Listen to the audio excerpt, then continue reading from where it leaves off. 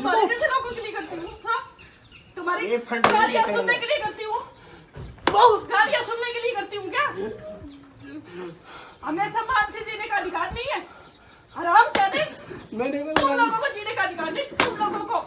हाँ जी, क्या बात है सर?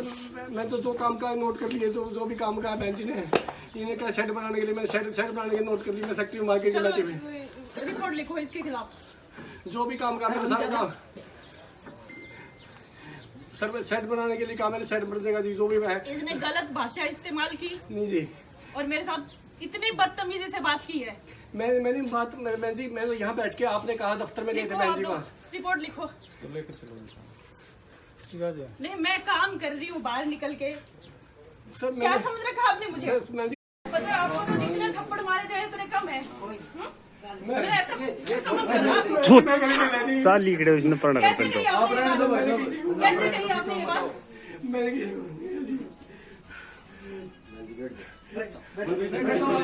मैं किसी को मैं कुछ एक शब्द नहीं निकलता मेरे मुंह से।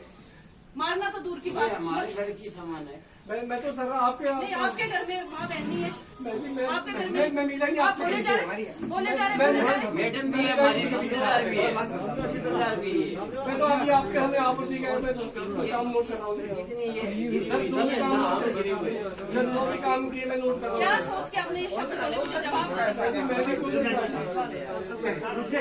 मुझे जवाब मैं तो आपने जो काम कहा वो नोट कर नहीं, रहा हूँ। आपके कहीं माफी है क्या? मैंने कहा जी, मैंने काम जो भी काम किया वो नोट कर लिया। काम की छोटो काम तो बाद में हो जाएंगे। एक औरत को बच्चा मजाक गंदी बात बोलना किसने सिखाया मैं आपको? बोला ही नहीं, एक शब्द भी नहीं बोला जी। मैं बहन जी हाथ जोड़ रहा हूँ। मैं बोल जो भी शेड कह रहे हैं, शेड बनाएंगे और कर ली मैंने जी। शेड की बात ही नहीं है भाई। आप शेड बनाओ, सरकारी खाते से बनेगा, वो तो बनेगा। आपने जो भी कहा जी, पत्र में सारा अप्लाई देता हूँ, पढ़े लिखे ना। इतना नॉलेज कर्मचारी अधिकारी हो, मान सम्मान तो दे हो।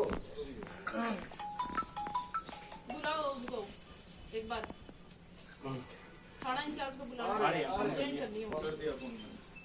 ये आपके चलते मान ले घोटाला, सारा सिस्टम मान ले नहीं, मैंने कोई घोटाला नहीं किया। और मैंने कोई घोटाला किया नहीं सर किसी का। तो ये सरसों की खरीद सर तो भी सर ऊपर से बंदा नहीं। ये चीज जा फिर नहीं, फिर तेरी बोल नहीं पा सके। सर नहीं बता, पहले तेरी बोल नहीं पा बोलने सके। सर मेरी बात की बात शर्म आई थोड़ी नहीं। सर जो देखा तेरी बहन के मेरे को साथ। अकेले मैंने पूछना है तो जवाब आप लोग जाओ सारे मर जाऊंगा।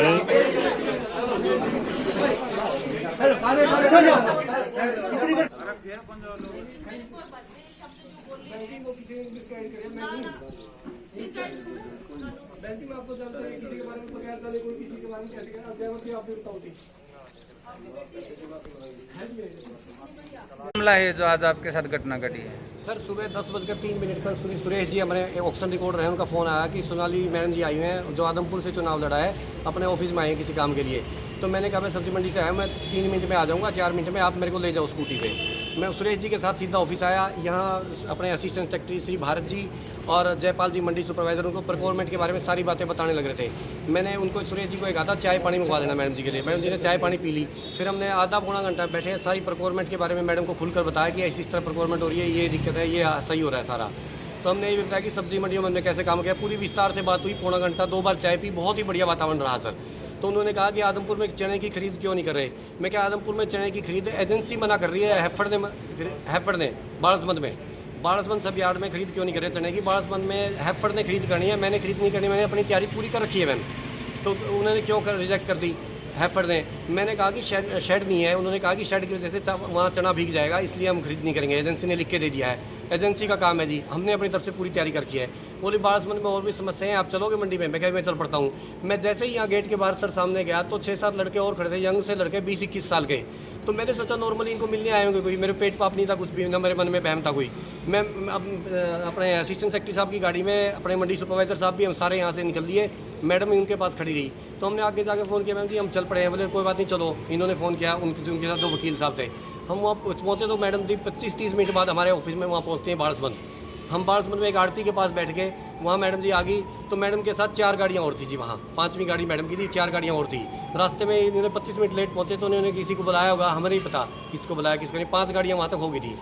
तो हमने मैडम ने कहा कि खरीद के बारे में बात की, तो सारी खरीद के बारे में बताया, सब कुछ बताया। मैडम ने कहा कि शेड बनवाओ। मैं कहा जेई से बात करता हूँ, मैं भी बुला लेता हूँ। जेई को मैंने फ़ोन किया तो छुट्टी थी, जेई साहब नहीं थे। मैंने कहा सब कुछ मैं नोट कर लेता हूँ। जयपाल जी ने सारी समस्याएं नोट कर ली, 2 यूरिनल भी बनाने हैं। वो बोली यहाँ फर्श टूटा हुआ है। मैं क्या मैम जी 1972 के बाद मंडी पहली बार टेम्परेरी मंडी चालू की है ये, और शेड बनवाने के लिए हम लिख देंगे सरकार को, कोई दिक्कत नहीं है। हमने सारी बातें लिख ली।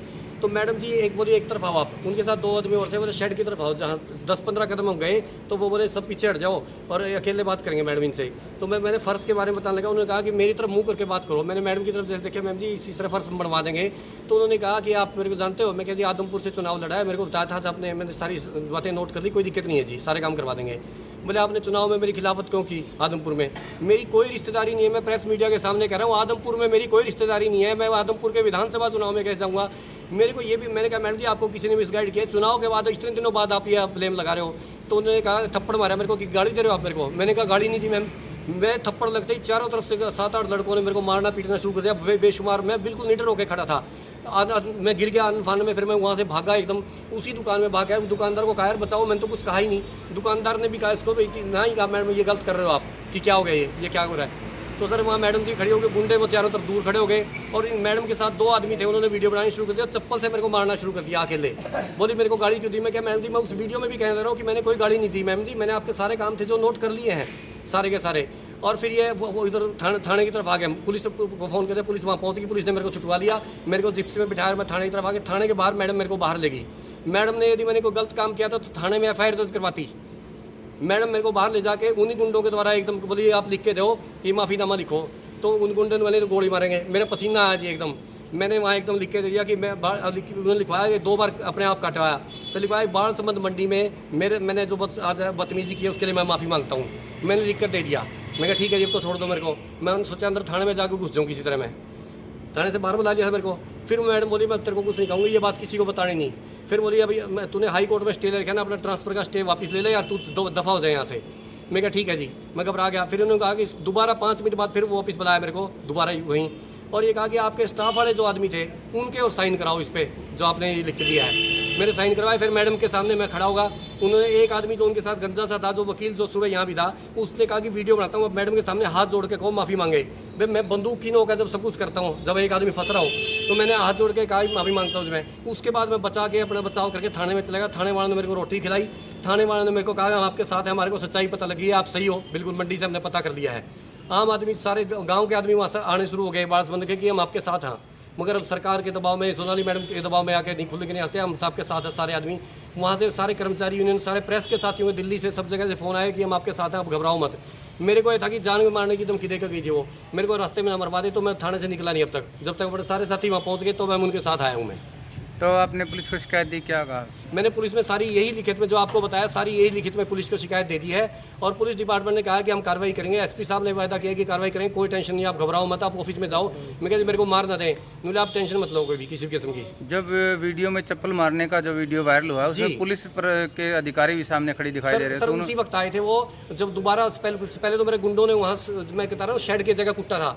जब मैं वहाँ से बुरी तरह भाग के आके मेरे को उल्टी भी लगी है और मैं वहाँ बैठा भी हूँ कुर्सी में, तब मैडम ने चप्पल मार के अपने आदमियों से वीडियो बनानी शुरू की। और वो बार बार कहती रही मेरे को। पुलिस उस वक्त हो गया, पुलिस ने छुटवा दिया था मेरे को। पुलिस ने ये भी कहा है पुलिस डिपार्टमेंट के साथियों कि मैडम आप गलत कर रहे हैं, तो यदि आपको कोई समस्या तो आप लिख कर दें थाने में। पुलिस ने ये भी कहा है जी। पुलिस डिपार्टमेंट ने बहुत बढ़िया रोल अदा किया। पुलिस ने कहा तो मैडम आप मार क्यों रहे हैं, और यदि आपको इनसे कोई गलती है तो आप थाने में एप्लीकेशन दें। तो आप क्या कार्रवाई चाहते हैं पुलिस से? मैं न्याय चाहता हूँ जी, कि मैं कोई भी अधिकारी कैसे काम करेगा। मैं 24 घंटे काम कर रहा हूँ, आप प्रेस के मीडिया सारे साथी देख रहे हैं मेरे को हर रोज़ कि मैं लगातार कितना काम कर रहा हूँ। मैं थाने में रोटी खाई आज।